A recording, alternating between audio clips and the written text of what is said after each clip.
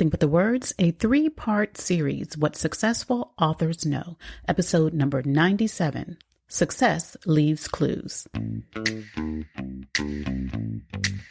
Welcome to Nothing But the Words, the podcast that gives you everything you need to know to write a phenomenal book.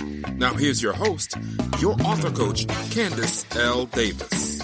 Hey there, and welcome to Nothing But the Words. I'm your author coach, Candace L. Davis. I hope your week and your writing are both going really, really well.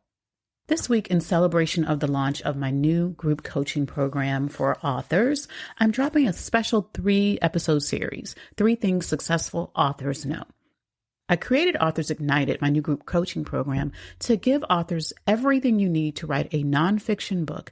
I'm including coaching, feedback from me, support from me and from our group, and a full library of content to help you along the way. And if you join by Saturday, April 9th, 2022, you'll also get free access to my upcoming 1-day virtual writers retreat as a bonus. So check it out at authorsignited.com. Okay, let's dive into today's episode. The first writing class I took as an adult, so many moons ago, was at a community college in Southern California where I lived at the time. That one class wasn't so great for a variety of reasons, but the second class I took was great. It was a fiction class taught by the wonderful Luella Nelson. She was our teacher, and Lou taught me so much about the essential elements of writing fiction, which also applied to all of the nonfiction storytelling and writing I've done since then. She really was a brilliant teacher, and I'm sure she still is. But I completely rejected one piece of advice that Lou gave us. As an experienced writer of romance novels, Lou knew a secret.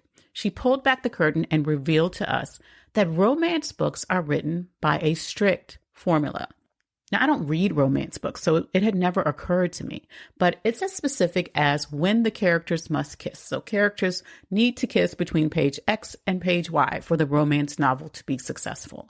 The life of the characters' relationship, their timeline, followed a timeline pre-laid out that worked for readers and which publishers knew they could rely on.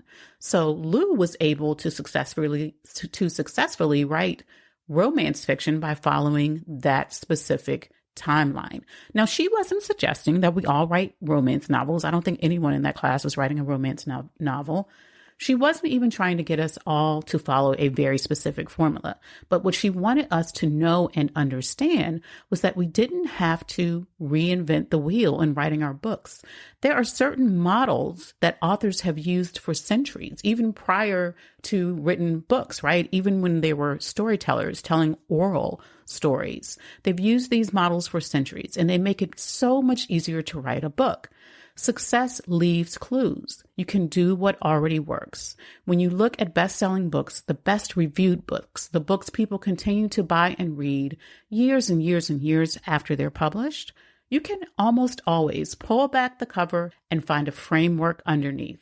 This applies to memoirs, self-help books, business books, personal finance books, novels, children's books, any kind of book you might choose to write. Like the 3-act story structure for novels and memoirs. While I was fine with that idea for fiction, which I was writing at the time, I really didn't see how it would apply to personal development books or professional development books or any nonfiction that wasn't just primarily storytelling. Y'all, I was so naive, ignorant little me. Over the years, I've learned that frameworks of many kinds not only make it easier to write your book faster, but they also free you to write your own way. It took me years to finish my first book because I didn't want to be locked into anybody's formula. So I struggled. I was trying to invent my own formula. But a framework isn't a formula. When you change parts of a formula, things explode. Things go wrong. But within a framework, you can write your way. You can twist and mold and manipulate a framework. You can be creative with your choices because your framework will keep you from running your whole book off the rails when you make changes within those guidelines. I use several frameworks when I coach my nonfiction writing clients. The one we start with is the Spark writing method, which I created over a few years of coaching. Each letter in the Spark writing method stands for a part of the process I go through with my clients. The S stands for solidify your subject. I walk my clients through a process to choose one book idea if they're torn between ideas or unsure of what they want to write about. And then I give them ways to validate that idea and make sure there's a desire for it in the marketplace so they can be confident in their choice. And I'll tell you this, there's almost always a desire for it in the marketplace. If you have the idea for it, someone probably wants it. But doing that validation research and that validation work can really help you better understand what your audience is waiting for. The P in Spark stands for profile your person. As you'll hear me say over and over again, your book is not for everyone. When you're clear about who you're writing for, it's so much easier to know what to put in your book and what to leave out of it. This step will also be tremendously helpful when you're ready to market your book. You have to know who you're marketing it to. In Authors Ignited, I give my clients specific exercises to really get to know that person who's already waiting for your book. Step 3, the A in the Spark framework, is to align your aspirations. Of course, you want your book to serve your readers. Absolutely, it should. But here I want you to also get clear about how your book will serve you. When you can align these two purposes, align your aspirations for your book, you'll know what kind of book you need to write, what you need to include in it, and how you should position your book so you can make the most of it. Step 4 in Spark is the R, ready your roadmap, craft your outline, and plan your writing schedule. At this step, I give my coaching clients more frameworks to choose from. They get to choose, and they can change these frameworks up. I share frameworks they can use to shape their overall book and use to shape each chapter so they know what they're going to write in each writing session. I have to stress that this does not box them in. They can adjust the frameworks to suit their style and their message and their writing, and they do. That's how you not only write a better book, but also write it faster. So you're not sitting at your desk trying to figure out what to write next. And a writing schedule is a part of this step. You have to commit to consistency. Finally, the last step in the Spark writing framework, the K, is to keep writing to the end. The best way to do this is to get professional feedback all along the way. I know it can be easier to get feedback from your family and friends, or to just write in a bubble and not show your writing to anyone. I've done that in the past.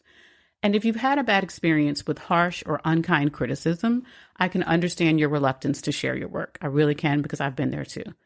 But there are plenty of people who can give you feedback in a professional and kind manner to help you make your book the best it can be. With feedback and accountability and support, you can keep writing and finish the book you feel called to write, and write it well.